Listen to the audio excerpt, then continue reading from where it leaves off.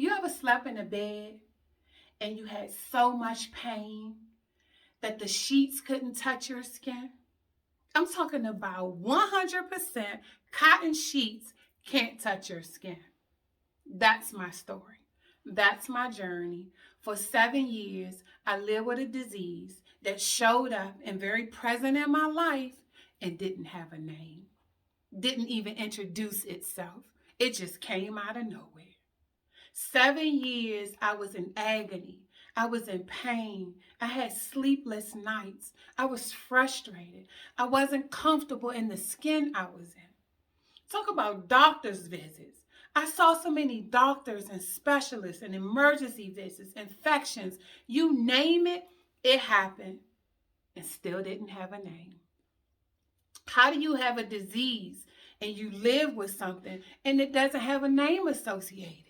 That was further frustrating to me. I sat up one night about 3 o'clock in the morning and said, okay, God, we need to talk.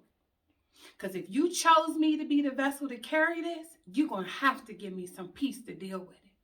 I am losing my mind. I am all tapped out. I don't have any more to give to this thing, whatever it is. God said to me in a very clear voice, if you do your part, I'm going to do mine. That night, I went to sleep. I woke up the next morning. It was a brand new day. I said, now what? I started pulling out my notepad, writing affirmations. I started sticking them all over my bathroom mirror. I said, I am beating this. I'm going to live a great quality of life. I'm not going to be in this situation forever. This will not be the end of my story. My scars, they tell a story. They tell my story. But certainly, this won't be the end of it. I had to change my thought process behind it. I had to change the trajectory of how I was feeling and how I was looking at myself.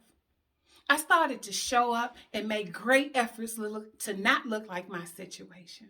I made great efforts that no one knew what I had been dealing with. I was dying at home. When sheets can't touch your body, as thin as a sheet is, you know that's serious. I said, okay.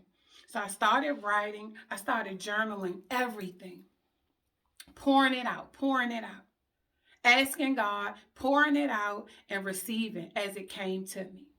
And God said, you're going to be a testimony for someone. You're going to be able to tell your story because right now someone is going through what you're going through. So as you finish, you're going to be able to share with them this exact same journey. I started feeling different. The wounds didn't change, but what I felt was different. What I felt about myself.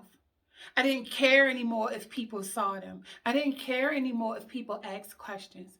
What I cared about is getting a name so I can do my due diligence and live with this thing, knowing how to take care of me. In 2021, January of 21, the doctor called and said, we got a diagnosis. You live with a rare disease called Pyoderma Gangrenosum. It's a rare disease, a rare skin disease that comes out of nowhere, and the wounds will come and they will be so painful and they could stay forever. I had wounds that would last over a year. All I know is when that diagnosis came, so did a cocktail of medication that will help me live that great quality of life that I had been dreaming of. I now go to bed at night and I pull the sheets over me and I'm not in pain.